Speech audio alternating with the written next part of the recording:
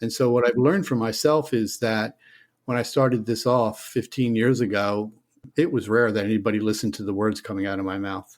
I have, being honest, right? Yeah. The amount of wisdom that I had was very, very low. I couldn't even change my life for the better. I was still having a lot of moments of mental anger and mental anxiety and stress. I was still very controlling in life, things that everybody else is. But when you learn that there's an education that we're not taught when we're kids, and that education, that knowledge equally applies to all people. And it was created that when you get really good at speaking it, that knowledge will resonate with people. Like spiritually, it'll touch them. They'll become inspired and enlightened. And when you evolve into that conversation and you start having it more often with other people, without you trying to change them, they are.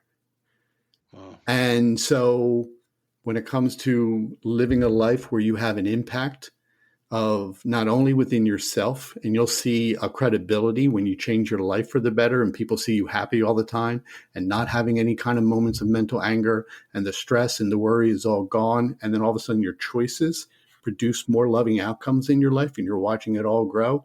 It inspires people to ask more about what you have to say. And so in that way, I've learned that free will, we have the ability of choosing not to follow that path that I chose. And you can suffer more in life. You can still learn in life by suffering all the time. You can learn how not to be, or you can live a different path. And so helping people understand that we were all given that same choice, I think that could change the world for the better.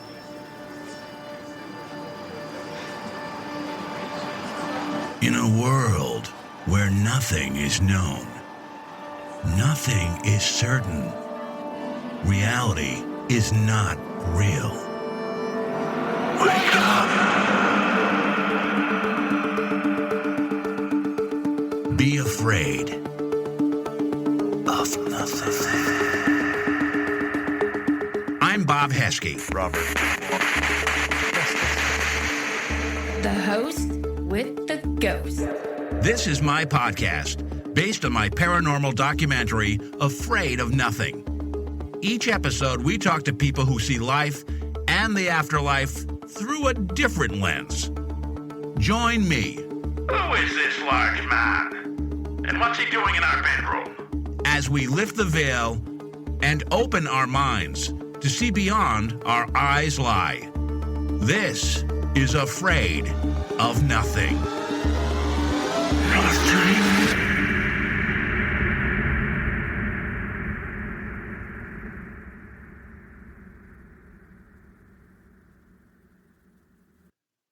Rich Braconi is a retired undercover narcotics detective and criminal investigations detective who served 27 years working in New Jersey for the Hamilton Township Police Department and with the Mercer County Prosecutors Office. During his professional career, Rich spent 10 of those years as a tactical member of the emergency response team. Rich studied a unique form of martial arts called Way of the Sphere until reaching the rank of 7th degree black belt and master instructor. During a low point in his life, in his mid-40s, Rich searched for an alternative method to receive a wiser understanding to guide his life with. During his research, he self-discovered a method on how to live and remain spiritually centered. Simply put, Rich discovered how to surrender sole ownership over his life and coexist with a higher wisdom. This method has allowed Rich to receive a higher education about the importance of aligning his life with a communication that is based on unconditional love. As a result of living more spiritually centered, a communication that is unique to only our spirit began to grow and prosper within him. Rich now has the ability to converse with many different sources of spiritual energy, including a higher wisdom and spirits of our loved ones. In addition, Rich has the ability to see medical imbalances within people, see future events, and past lives. Rich now shares his new profound insight during his very popular and growing spiritual workshops, events, and galleries.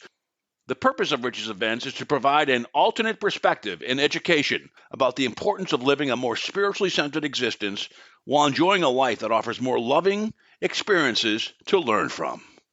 Rich is our guest tonight. Oh, excellent, folks. We have a great show tonight. This one's really going to be good. It's with Rich Braconi. And I know that because I saw Rich in person at Lilydale probably about a couple months ago now. He was the main stage event, and he also did some workshops. On the main stage, he did a spirit medium gallery. I remember one, Rich. First it was their dog, and then it was their son who committed suicide that came out, right? And they were like in tears at the end. You remember that? Yeah, it was really emotional for them. And, how the conversation with them starts off, it's so different than, like when I approach other people where their dog came through first and shared its name and how it passed away. And that started off the conversation that eventually their son came through. I have one guest in particular. His name's Rob Guttrow, and he's been on many times, and he's written a series of books called Pets in the Afterlife. And though he is an investigator and a medium, his specialty is dealing with animals. And is that something that just happens to you, or is it something that you seek out to speak to animals that have passed? To me, it's a misconception, really, this communication that we use to talk to people in the afterlife. You can do the same by finding out information about people that are currently living. And it also allows you to converse with animals. Also, medical intuition, to see medical imbalances. So I've done it all. My understanding, and I wonder what your thought is when pets pass over, they're happy. They go. They're happy to go to the other side. Humans kind of cling on to their current life. They don't want to leave their physical being, and they're more harder to let go and go into the other world, the other dimension. So have you found that pets, one, that they are, not reticent at all about death, but it's like a new open green pasture for them? And I think a second question I would have regarding animals, their intellect, is it pretty much like a child or a toddler, or when you talk to them, are they almost adult-like? No, they're actually really intelligent. And when I say that is that the biggest change between us and pets, is that they serve a different purpose here on this earth. And so there's much more of a loving philosophy and a loving essence, actually unconditional love, that applies to their life, which is different than us. We have more of a choice not to be loving. Pets have more of alignment with always being loving. So when they cross over, they welcome that transition in spirit because they spend a lot of time in spirit here, which is different than us. Is it true all dogs go to heaven, or are there some evil dogs that end up in hell like some of their masters? Yeah, it would be a great conversation to have about exactly what heaven is. But yes, the afterlife, the place that we're going when it's absent of what causes us to be unloving, which is your thinking process, that causes you, it gives us a choice not to be loving here on this earth. You don't have that in the afterlife. You don't have a brain that's trying to talk you out of always doing the loving thing, always doing the helpful thing. So when they cross over, that's heaven. And yeah, they enjoy it. People are the same way, though, that I've learned. I've talked to a lot of people who have crossed over from near-death experiences, and they can't wait to go back. Yeah, when I did my documentary, there was I had a bunch of I broke it into a couple chapters, 8 or so chapters, and then at the end, some of the people I interviewed, they had real stories, and there was one guy in particular that was a scientist, but had an amazing explanation of when he was in college, and he had this experience of one with the universe, and it was like, so he described it so eloquently. He said it was almost like all his life he had been a canary in a cage, and then the cage was open, and then he was part of everything. It was really weird. And ever since that happened, he's been looking forward to go back, as he called it, home. So it's interesting. Yeah, I've heard that as well.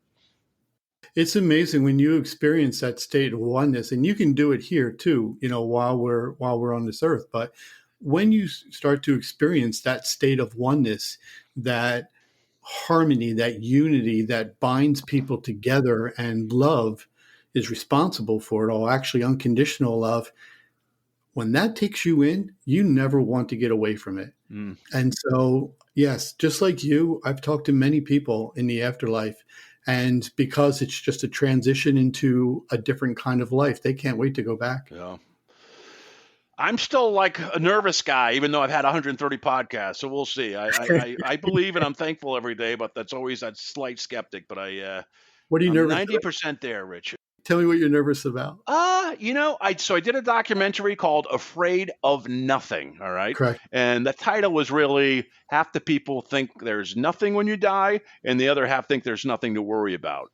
And I remember, I don't know when it first started happening, but a couple times I've had almost like panic attacks where I would just think of what it was like before I was alive and I wasn't, because if you look at it in all the history of time, we're here now, which is a miracle, right? That you and I are talking, and that, all the annals of time and everything that happened anywhere, everywhere, you and I are here talking at this point, and we're here with consciousness. And that blows my mind. So I guess, my biggest fear would be the loss of consciousness, even though it probably wouldn't matter if there's nothing. But I want to be, I'd love to keep my consciousness. And I'd like to be a better athlete in the afterlife, Rich, to be honest with you. I was a very good athlete. You were probably, but what kind of athlete would you like to be? Do you have something that you kind of leans towards? Stay with us. We'll be right back. This is an Afraid of Nothing paranormal podcast alert. $10 merch. $10 merch. That's right, podcast fans. If you go to our website, afraidofnothingpodcast.com, and click on the store tab, you too can find now $10 merch on the website. So not only can you get the great stuff like the hoodies and the t-shirts and the blankets and the glasses, you can also get stickers and bumper stickers and, well, a whole lot more. You need to see it yourself. But just remember this. $10 merch is now available at the Afraid of Nothing podcast store. Check it out. And remember, never be afraid to look good.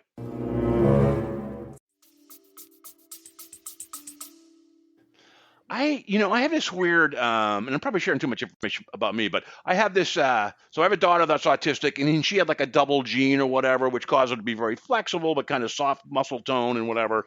And I think I have that too. And I was in very good shape at a certain point in my life, but I had to work twice as hard to get there. It was really, I remember like, oh my God, I'm doing all this stuff and finally something's happening.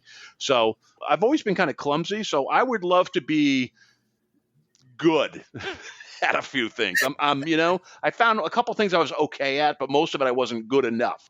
And I would love to just to have that sense of control of your body and that comfort in it. I would say, and again, I'm saying too much about myself, but anyways, I'll throw it out. My lifetime, I've been very much aware of my body, but I almost feel like a different thing inside of my body, and I never felt totally connected to it. I mean, I took martial arts, but never got as far as you did. I got to a brown belt, and then I did certain things and did a lot of stuff, but I never felt totally connected physically to my physical being. So I don't know if that's kind of wonky to start the interview, but yeah, that's me in athleticism. Did you ever try fencing?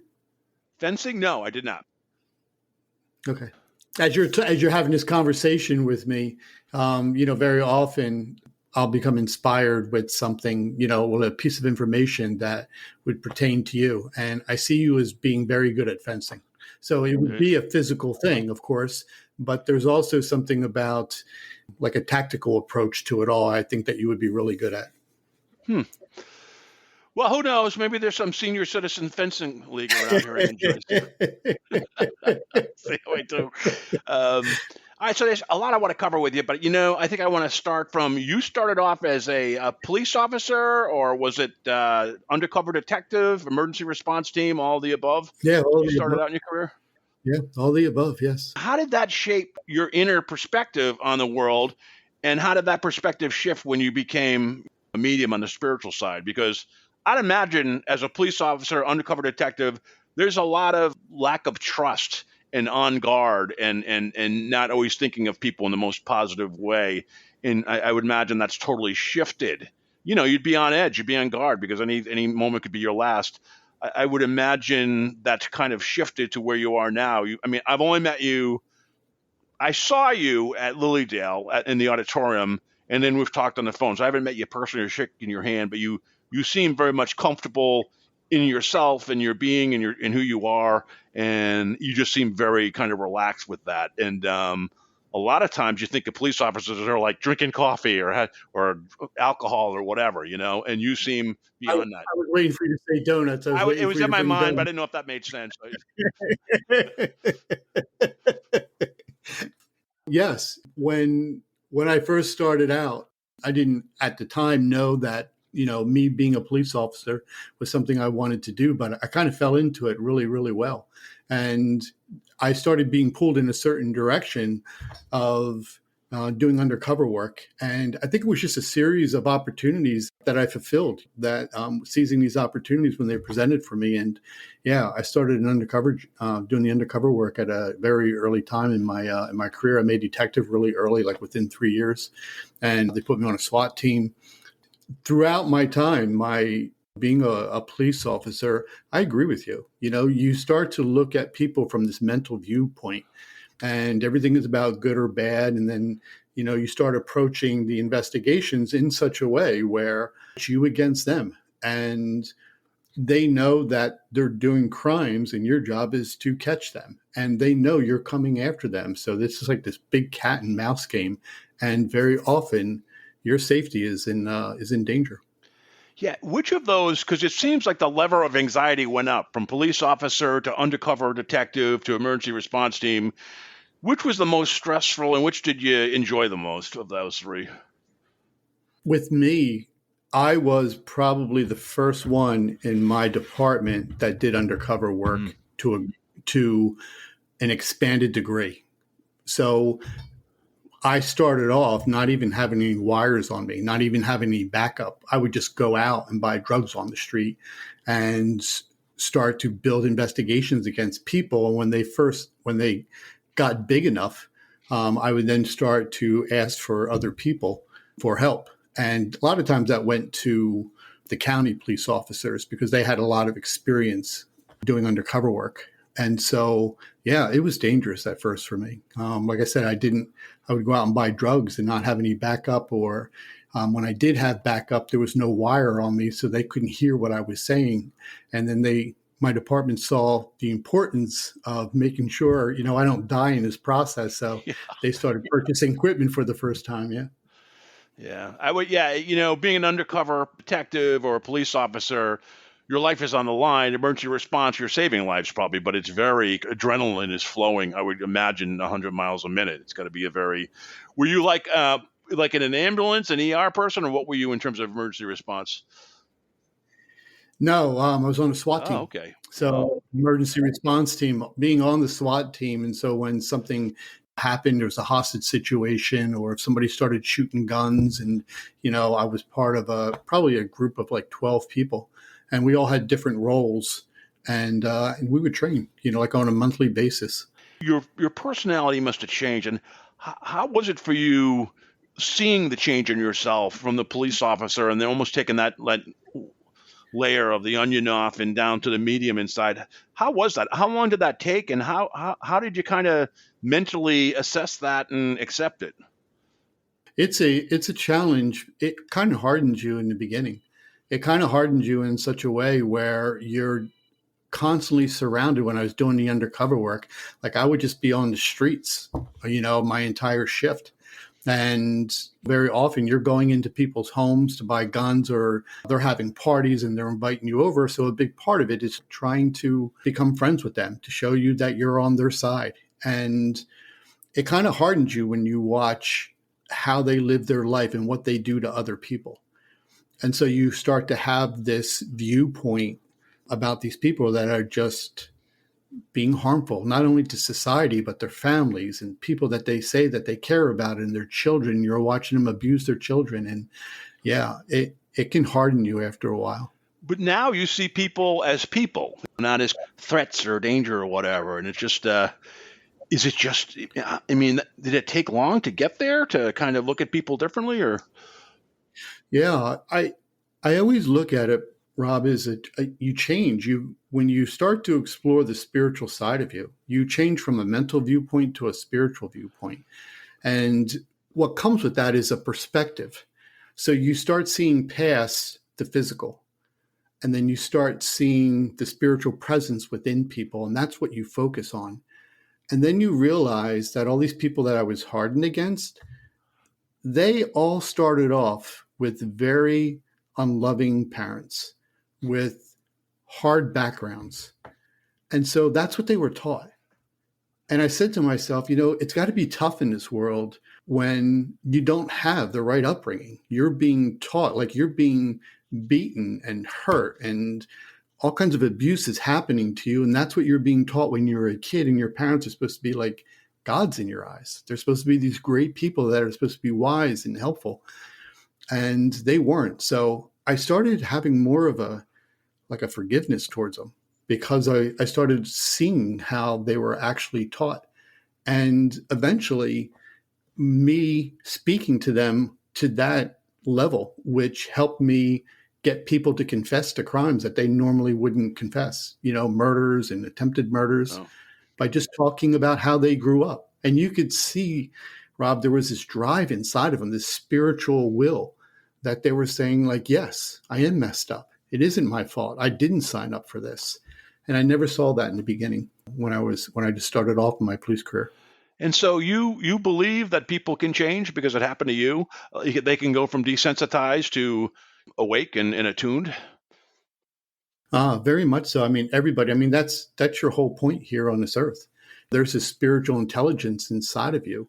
And there's an education that I refer to as wisdom, which is knowledge that applies to everybody's life equally. So when we talk about love, that's a subject that applies to everybody's life equally. And when you understand it, how it was created for each person to align with, when you understand it all, it produces this outcome of oneness and spiritual harmony between people. And when you don't do it, you're going to watch a decrease in your harmony and unity with people that you say that you care about. It definitely, there's an education that we don't have when we're growing up. I always say that we're spiritually unlearned. I'm going to get back to Lilydale real quick, if you don't mind, because I think I saw somewhere that you mentioned, that Lilydale was a serene, magical place. And when was your first time there, and what about it resonated with you? Isn't it cool, like when you in your life, Rob, when you've gone to different places with people that like kind of are aligned with a certain goal or a certain purpose, there's a kind of unity there. Yeah. And that's what happened. Yeah. And and it doesn't have to be spirituality. It could be anything. It could be mechanics. It could be teaching. It could be whatever it is. But there's this natural harmony and unity that people are aligned with. And it's the same thing with Lilydale. They are pursuing a different philosophy about life that is aligned with love, but also the spiritual presence and intelligence inside of you. And there are certain abilities that are just assigned to our spirit that our physical abilities or our mental thinking doesn't have. And when you start to realize these abilities, they really start to change your life. You start to see with more clarity. And Lilydale helps bring people together to be able to see, or help people see that they have these abilities. They can change their life for the better. You don't have to suffer your whole life. You're not supposed to suffer at all, actually. Which place in Lilydale? Because it's like, 40 or 50 houses and very different spots around in the wood and the water. Which place in Lilydale drew you as a medium to go sit down and just kind of meditate or be at one with nature? Was there a particular favorite spot? You know what I really got drawn to, and there's a cool story connected to it too, and when you were there, did you ever go down to the dock? I didn't this time, but I have before, yeah. I've been there like 3-4 times, yeah. And so there's a lake that borders Lilydale, and there's a dock there. And it's a really cool place where people gather usually after they get done doing the events. And a lot of times they'll go down there just to talk about what they learned and, what they were inspired with, or if there was some kind of enlightening moment. So it seems like every time I've gone down there, I've encountered people and we've had conversations. What about the ferry trail? Did you ever do that?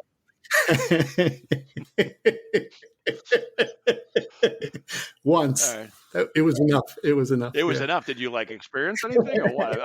Someone I knew took a picture and it was like, oh my God, it looked like a little little fairy. It's weird, but it's like Yeah. I'm on a fence on fairies. But do you kind of pick that up there, or no? There's one of the things I've learned for myself is that when on a spiritual level, right? Yep. When you're not connected to a physical body, your spirit doesn't have a form. It can change. And so if it changes into, say, an orb, or it changes into a manifestation of your old body, or it changes into, a black shadow, or whatever the case may be, I'm sure that it can look also like a fairy. And I've never seen a fairy, but I know a lot of people say that they have. Well, now, going to talk about your mediumship and spiritual philosophy. I saw in your bio at Lilydale and their program, it said that you had performed over 40,000 readings over the last 15 years. Is that true? Yeah, I don't lie. Yes. I just want to make sure. Okay. Because that's like a lot of gallery time. I've talked to a lot of different mediums and psychics, and a lot of them in and out. They don't remember stuff, but there are always a few that kind of stick with them. And I wonder, are there any that you can talk about that were pretty amazing over your 15-year career? Yeah, there was a lot of them. So this is a story that I've said before, and then there's a second story that involves my sister, the death of my sister, that I always thought was amazing. But these are just two of about like maybe 20 that I have. And so the first one had to do with a little boy who passed away. He was like around 12 years old. And prior to me doing these events, very often I would do gallery events. In fact, it was something common that I would do. I would do over 100 a year. And the gallery events would be anywhere from a room full of, say, 24 people all the way up to 120. And I would just offer evidence that I was talking to your loved ones in spirit, and then they would give me messages. In this particular gallery, a little boy, as I was prepping for it, stepped in front of me, and he told me his name. And he said, "Look, my name is Nick, and I'm 12 years old, and I passed away from like a brain cancer." And he says that I'm trying to get a message to my parents, and they're in need of hearing from me. And so he's like one of several different people in spirit that'll come to me prior to the gallery, but then they'll also show me where their living loved one or somebody connected to their living loved one is sitting in the audience. So before I go out there, they'll show me. And as I started the event, he stood in front of this one particular woman. And I kind of stopped my opening and I addressed him and shared all the information that he told me to her. And she said, "That makes no sense to me." And I said, "Are you sure?" Now, this is in front of a room full of people who there's always a bunch of people looking to disprove it all and be skeptical of it all. Yeah. It says, "Nope, he's telling me this is his name. His name is Nick. He's 12 years old. He died of brain cancer." And he showed me like three different pieces of information besides those three. And he said, "This is connected to his parents. He needs to talk to his parents." And she said, "Nope." I said, "Is there anybody at work that's like this?" Because very often they try to reach their parents through people that know them. Mm-hmm. And so she goes, "Oh my God, yes." She says, "Just yesterday I was at work and there's a supervisor that I just happened, quote, just happened to be walking by." As she said, her little boy passed away from cancer and her and her husband are devastated. And his name was Nick. And so what I share with people is this: you now have a choice. Do you go? He's asking you to please tell his parents that he's trying to reach them. Now, it was up to her to do that. Now, a lot of people won't do it because your brain will talk you out of it. Your brain will tell you, "Hey, it's not going to work out. You don't know her." The lady says, "I've never spoken to her before. What if it doesn't work out?" And I said, "You have to understand how spirit works, that they wouldn't guide you to a direction if it wasn't predestined to work out." And so when she talked to the woman the next day, the woman started crying and said, "Me and my husband are doing so bad. We're so devastated. We were asking to hear from this." So she showed courage, this woman, to tell the mother. So the next event, gallery, they showed up. Not me, I didn't know any of this. And they showed up, and the gallery started with, I could see their son standing before them saying how much he loved them. And the response from the father later on was he didn't want to live here anymore. And because his son passed, he was so devastated. And this helped him know that there's an afterlife. And what I shared with them was this: you're still a father, maybe not in a physical way like you want, but I promise you that in a spiritual way, he still needs you. And you have a decision to make right now. Do you stay here and show courage and show him love and dedicate your life to helping him, to show him that you're the father that you always said you were, or do you go in a different direction?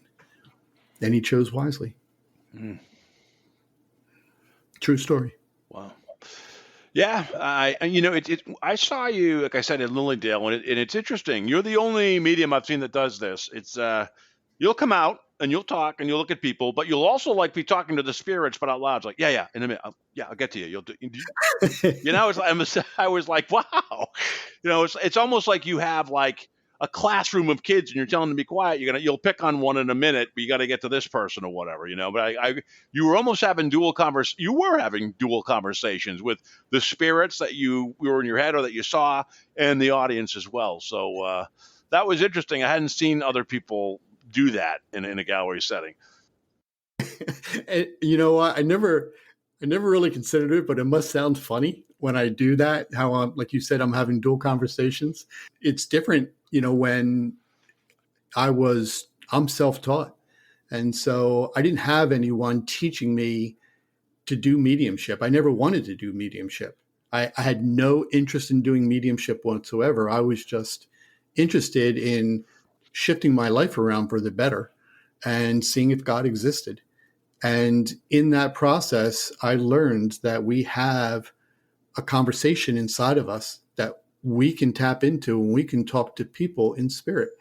And so I just always talked to them whenever I did my events out loud.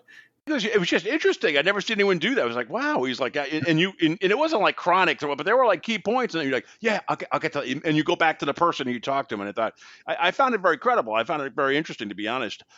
Did you ever hear me say somebody was lying? Because they'll do that. Interesting. No, I don't know if I did that night. When I do events, Rob, this happens a lot. So very often people, for different reasons, they don't want to speak the truth to you. Say you have a mother who's passed and you really want to hear from her, but your brother shows up that you never liked. Yeah. And so that happens a lot. And so here's the brother coming through, starting the conversation. Now, the girl in front of me, as he's telling me information, he's telling me his name, how he passed away. He's telling me different things that he needs to say he's sorry for to the sister. But she don't want to hear from him. Maybe he had a drug problem or an alcohol problem, and he abused people. She just don't want to hear from him. Very often the spirit will say, as she's saying no to all of this, they'll tell me to tell her she's lying. So you'll hear me say that. Oh, he's telling me that you're lying, that all this is information is true. And I'll then encourage people to speak the truth. I'll say, did your brother pass away? And, in this particular case with this girl, she said, yes. I said, is his name David? Yes. Did he pass away from a drug overdose? Yes. Was it inside of your house in the other room when you were just coming to visit your mom? And she says, yes. And so she'll say yes to all these things, and then in front of the whole group. And then they'll see how it just shows more credibility that when he's saying that she's lying and I can do that in front of a group and be right, it just shows that I'm talking to people. Are you able as a medium to do a reading for your wife or your in-laws or yourself? Or because some mediums can like see everybody but themselves. They can't call their own, family for it. What's your experience with that? I was open to the truth about all of this. So being self-taught, I had no preconceived ideas. So I walked into this being very open and didn't take on any myths. Oh, you can't talk to your family members. So yes, I've talked to my family members. I've talked to the person I'm married to, her family that's passed away. I've spoken to her father passed away many, many, many times. So yeah. Well, I hope you had a good relationship with him then, if he's talking that much. Well, it's cool because when you cross over, you start to see your life in a Oh. truthful way. And when you start to see your life in a truthful way, imagine there's no more mental resistance and you're just seeing the truth about yourself. And in that portrait, you get to see how you could change your relationships with people for the better. And now you speak the truth. You don't know how to lie. It's only when we think our brain talks us out of speaking the truth. But when it's not there anymore, such as the afterlife, everybody Yeah, speaks the and truth. not to be ingesting, but I have 2 daughters, so they always Yeah. tell me the truth Yeah. and how obscene. So I know. I don't know what you're like, but I always find out pretty quickly, what's really going on. So, Did they ever come to you and say something and you knew that it wasn't true? the youngest one lies a little bit just because she's evil she's a beautiful kid, but she's Right. just the easy way out, Yes. sometimes. And I keep saying, Emily, you are excellent. You have autism, but you love yourself who you are. You accept other people. But that lying, if people can't trust you, it's going to break all credibility. It's like, oh yeah, So, yeah, the other one does it. Emily does, but she's just a sneaky, smart kid. That's all. Yeah. Does she get that No. from you? The older one, who's closer to my ex-wife, is more like me, but she won't admit it. It's just like she. It's funny, her graduation card, with different pictures of her, really nice pictures. She's smiling, and I posted it online, and people that knew me when I was younger were like, "She's got your smile, just like you." And I'm like, "Yeah, she would never admit it." But yeah, that's the way. What about you? How many kids do you have, Rich? You have any kids or? Yes. I was blessed. I have one child. Her name is Courtney. She's married and very happy. And how did she react to when you became a medium from a undercover detective to a front of the stage international medium? How did she react to that? I'm sure that would be a great question for her, and I'm sure there's a lot of insight that she could offer. But I can tell you from a father, as you're raising a daughter, you always want to raise them in the truth. And so when I started shifting to be open to this spiritual side, and there's this conversation and communication that we're all part of, and I started exploring it more, she was young at the time. And so she was introduced to it at a very, very early age. Then I included her in a journey. And so she grew up just knowing that dad can talk to people in spirit, dad sees medical imbalances in people, dad can see the future. And she's had many, many experiences, including in Lilydale with me as I brought her along with me for this Did she journey. like it? Did she like Lilydale? She loved Lilydale. The experience that I had when she was there, she was partly responsible for. And it's a cool story that I tell. And it all had to do with her saying, "Dad, I would like to see you do readings at the Stump." And it was just a very subtle moment in our day where she turned to me, but I recognized it as she was being inspired to ask me to do it. And when I recognized it as she was being inspired to do it, that means there was some kind of direction that was predestined to work out. And what followed was an amazing story. Wow. All because I listened to her. Is that going to be in a book, or when do we hear that story? How do we find that? Yeah, definitely. That's definitely book worthy, that story. I will hit you up then. All right. So we're on the edge of our seat on that one. Is there a second one? You said there was a second one that was very memorable, or? Oh, you're talking about a story? Yeah, yes. Your mediumship. And I just append something onto that. Have you ever encountered evil? I know you and I talked before about, you've didn't have fully on board with demons and stuff. So yeah, if there's another story, have you ever encountered evil, I guess would be a question. Yeah, I looked for evil. I looked for, because I was raised Catholic. So Satan, the devil, was part of conversations I had growing up and, reading the Bible and going to Bible school. Yeah, it definitely all came up. And so it was one of the mental fears I had when I first started doing all of this. And I pursued very cautiously going forward, but I still had faith that if God existed, that things were going to work out as I pursued this new way of living my life. And I've never seen the devil. I've never seen demons. And I've been connected to ghost investigations and ghost groups for a whole bunch of years. I've done so many investigations. And when I talk to the spirits inside of the house, it was always connected to the family or someone who used to be on the land, but not the demons that people say. And so it would be a great podcast to kind of have the pros and cons on why people believe that demons and Satan exist. Like, where did that belief come from? And is it valid? Yeah. I mean, Yeah. that is kind of the question. Is it a demon or just a bad ghost? I think a lot of people, because a demon really insinuates that there's a devil, and an evil spirit. We see evil on humanity all the time. Maybe it went with them, So it's and some people are. And what's the origin? What's the origin of Satan? Where did that come from? Like, what is Satan supposed to be? Do you know? The origin, the original angel of light, right? And he was but then when he realized that God was going to favor humans and they had to serve them and watch over them, he wasn't buying into that, and then he got cast out. It was my understanding of the origin of Satan. And that's a great conversation to have when we're talking about how that all began. And when it comes from a spiritual viewpoint, I can add to a conversation that can question that whole thing. Really interesting.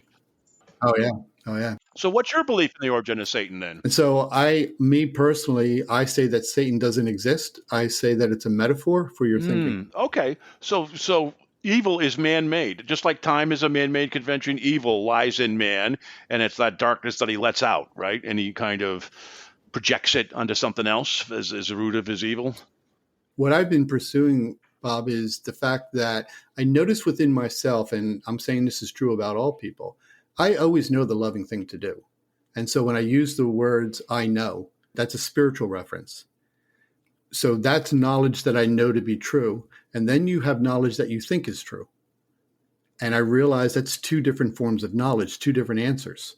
And so when I look at my mental thinking as a separate source from my spiritual intelligence, I find that my mental thinking was created not to be aligned with love. Like, very often, it'll guide me to make choices that aren't aligned with love. And it's acceptable to my thinking, to be angry with people, to call people's names, to be very controlling in life, to violate people's free will. It guides me to do it. And to my mental thinking, it's acceptable. And so now when people receive or put themselves in a meditative state, they stop their thinking. Wow. And to them, they're accessing a higher knowledge that's aligned with love. So to me, that's where evil lies. When people talk about evil or Satan, it's the acts that people do by following the guidance from their mental thinking, which was never created to be aligned with love. Like, God doesn't exist in your physical brain, but in your spiritual heart, in your spiritual intelligence, that's where that oneness with our Creator exists. Yeah, it's almost like I'm a Catholic, but I haven't been going to church, but I am a Catholic. But it's almost like you're taught to believe in the devil, to believe in God, right? And I remember watching TV one night, and there was a show on, and Alan Dershowitz was on. He talked about how he was, I don't know, in Greece or somewhere, and he had dinner with one of the Supreme Court justices that passed, Anthony Scalia, or Anthony, is that what it is? Yeah. And he said, look, you're so rational, your brain, but, when it comes to the Bible and the book, you just believe these fantastic stories. Because, Alan Dershowitz, as a lawyer, very rational too. And he said it was the greatest response. He said Anthony Scalia just said, in the rest of my life, I need basis and fact. But when it comes to religion, I'm a fool for Jesus. I believe wholeheartedly, is what he said, which is interesting. I guess that's where some of us fall. Now, you've written a book. Tell us about the book you wrote, and tell us why you wrote it, and where they can get it too. Actually, it's currently on Amazon. It's also available at a publishing company called Clear Faith Publishing.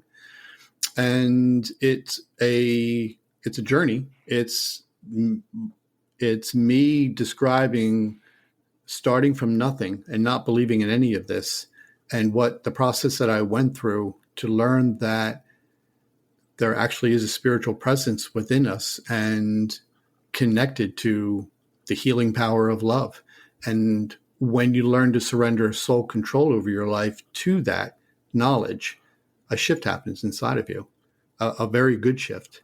And so you get different rewards of happiness and peace and tranquility, but you also become enlightened to information that your brain isn't privy to. And that book, my first book, is about that process with And me. what's the title of it? It's called, I refer to our purpose and our goal in life, the way I understand it, is being more of God. So being more of God is being more of love, but also being more in a conversation where your purpose and goal in life is to evolve yourself. Are you going to write another book? So you have another one in you, or is that kind of take it out of you for a while?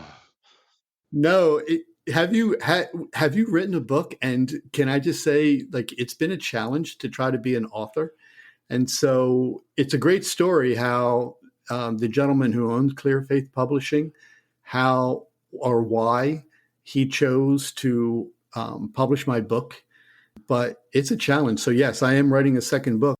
Yeah, I've written a lot of stuff. I've written film scripts, comic books, graphic novels. I always find writing a book the most daunting for some reason. That's the one I haven't done yet. A lot of people have told me you should write a book, and I'm like, man, that's the one thing I'm having a hard time with, So, What would be your subject matter that you would address if you were going to write a book? Would you speak about yourself, or? God, I mean, I kind of had a lazy, privileged life for the most part. I mean, I've done stuff and I've been through some trials and tribulations, but it's not like I'm in medieval times and I'm fighting the plague and, giving birth to my child for my wife and then, going and plowing the field. It's not like that. So I don't know what was to me doing the podcast is where I get wisdom, because I listen to a lot of people, guests like yourself, and let your stories unfold and gather it and see what sticks with me. So it would probably be based on that. I don't know. I believe that's why I'm not writing the book. If I wrote a book, it wouldn't be nonfiction. It would be fiction. I'd probably write a horror. I love horror and all that stuff. So it would probably be a fiction piece of work if I did. Outstanding. Yeah. The book that I process of writing right now, which has been a challenge to me, is the foundation of it is information that applies equally to all people. So if I was going to explain free will and how it works, like what its purpose was, why do we have all people have free will? So that's what the book is about. One of the chapters in it is that we were always intended to look at one another as a guest in our life. And when you understand the philosophy about looking at other people as a guest in your life, it was always intended by God for us to view one another as a guest in each other's life. That knowledge that I'm going to put in that chapter would equally apply to all people.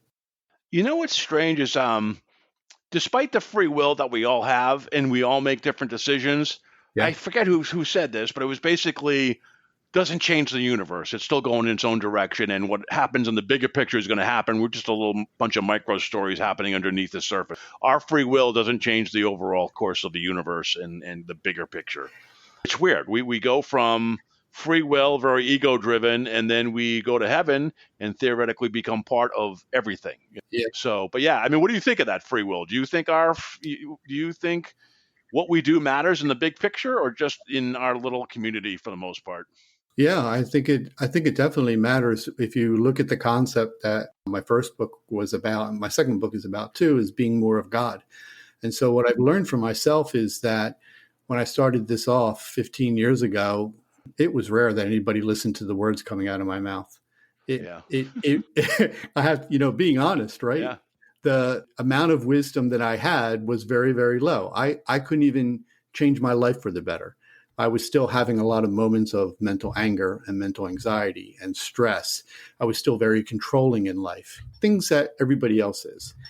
But when you learn that there's an education that we're not taught when we're kids, and that education, that knowledge equally applies to all people, And it was created that when you get really good at speaking it, that knowledge will resonate with people. Like spiritually, it'll touch them. They'll become inspired and enlightened. And when you evolve into that conversation and you start having it more often with other people, without you trying to change them, they are. Wow. And so when it comes to living a life where you have an impact of not only within yourself, and you'll see a credibility when you change your life for the better and people see you happy all the time and not having any kind of moments of mental anger, and the stress and the worry is all gone. And then all of a sudden your choices produce more loving outcomes in your life and you're watching it all grow. It inspires people to ask more about what you have to say. And so in that way, I've learned that free will, we have the ability of choosing not to follow that path that I chose. And you can suffer more in life. You can still learn in life by suffering all the time. You can learn how not to be, or you can live a different path. And so helping people understand that we were all given that same choice, I think that could change the world for the better. Yeah, I always tell myself, I hope that this podcast is like my way of bringing information and things to the world, because Yes. other stuff, I mean, I'm going to bed at 9, or what at this point. So I don't know how much I'm impacting the rest of the world, but yeah, I always hope it's that. You have one skill we haven't talked about, a medical intuitive. How did that surface, and how do you use that in working with people that come to you? It was, again, in the very beginning, Rob, I was at this low point in my life. And so I was left at this state of depression. This is where I began. And I mean, divorce by myself, in debt financially. And that was my starting point. I mean, there's more to it, but that was my starting point. And so when I started learning that, or, kind of learning how to surrender control over my life to this different way, it took time.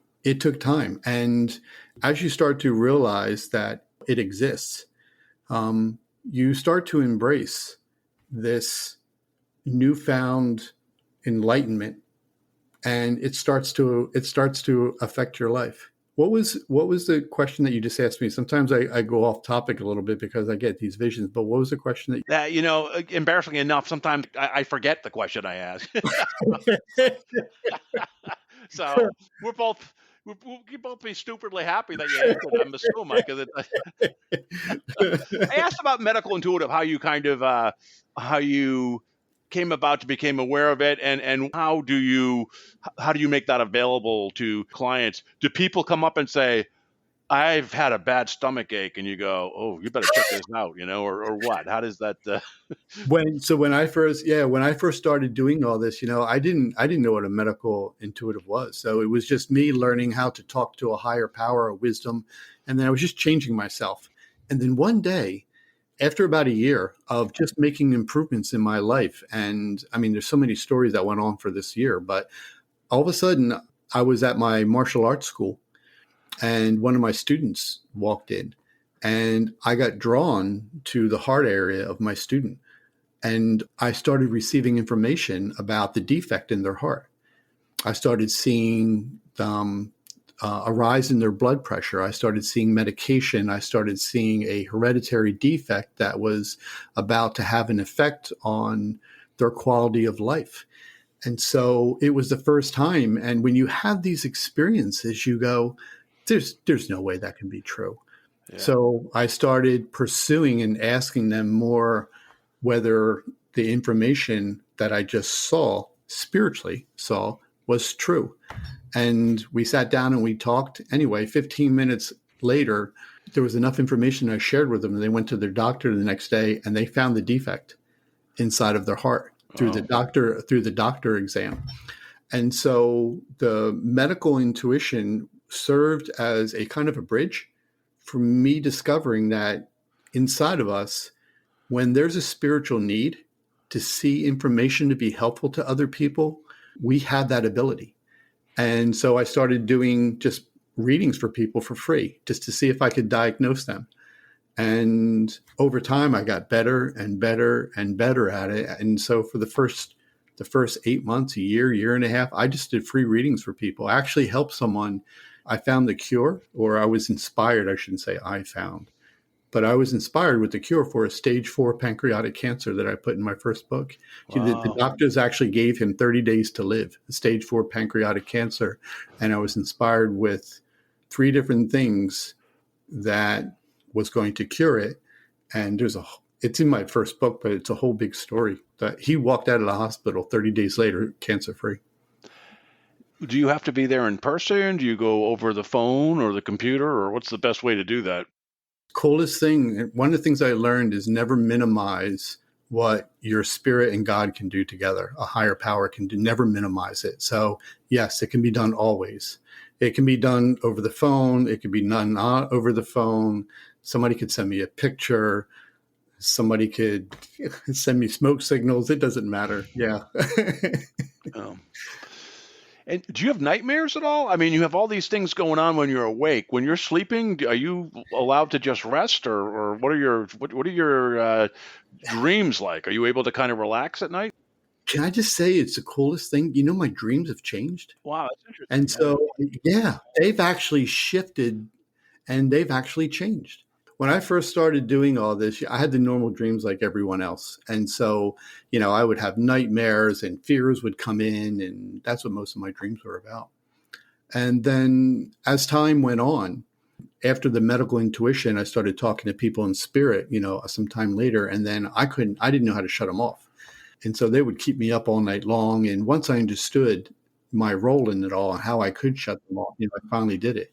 But the wisdom, you actually change yourself. And my dreams have now shifted to, I never have a nightmare. I never have any dreams that are fear-based or connected to any kind of fear. All my dreams are about helping people. Wow. Yeah, it's really cool. Until tonight. You'll go sleep and you go, damn that Heskey. So, all right, excellent. I know we're up at the hour. I wanted to ask you, what is coming up next for you? If someone wants to get a hold of you, if someone, not get a hold of you, know what I mean? If someone wants to contact you, Rich, and they want to do a gallery reading, whether it's in person or where you are, where you're doing a gallery, all that good stuff. How can they find out everything they want to know about you? So my life has changed. So last year, I left my home state of New Jersey and we moved to a different state, my wife and I. She retired from her job. So my spiritual service business was all in New Jersey, Pennsylvania, New York, that kind of a thing. So we moved several states away. So I'm not connected to it anymore. I'm currently living in Kentucky, and I'm always open to new opportunities that might come my way. But yeah, I'm very much interested in writing or working with people on a spiritual level to do something even greater than what I've done in the past. But people can contact me on my website or my Facebook page. My website is called Expanding the Presence, like expanding the presence of love within inside of us. So it's called expandingthepresence.com. And my Facebook is also Expanding the Presence. And then my phone number is in there and stuff. So if they want to contact me, they can use that. All right. At the end, Roy, you just have a softball. I'll give you the real big question. So what happens when we die? Are they multiple levels of heaven, based on your energy? Or what have you noticed at when people die? Is there one kind of plateau, flat earth, or is there many places above it?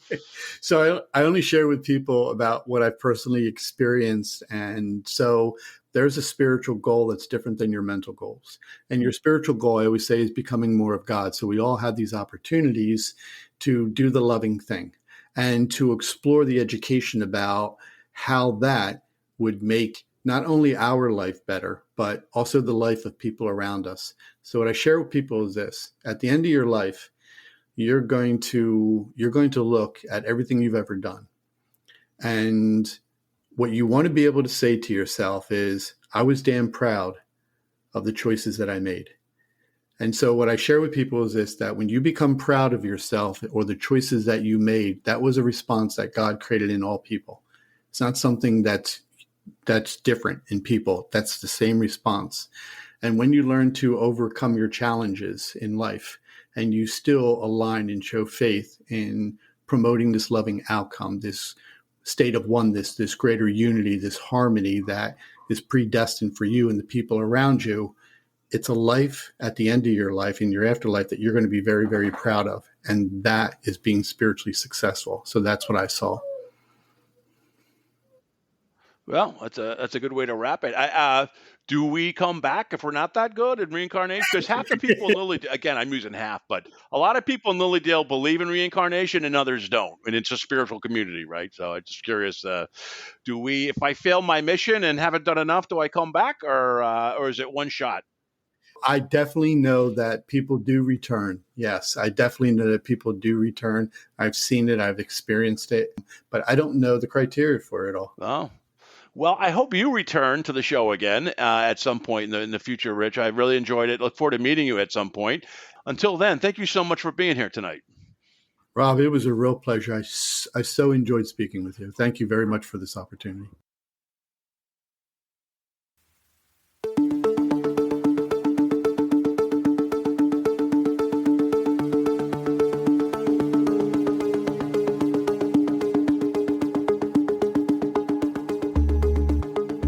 You've been listening to the Afraid of Nothing podcast. Please subscribe and like us on Facebook. Until next time, stay scared.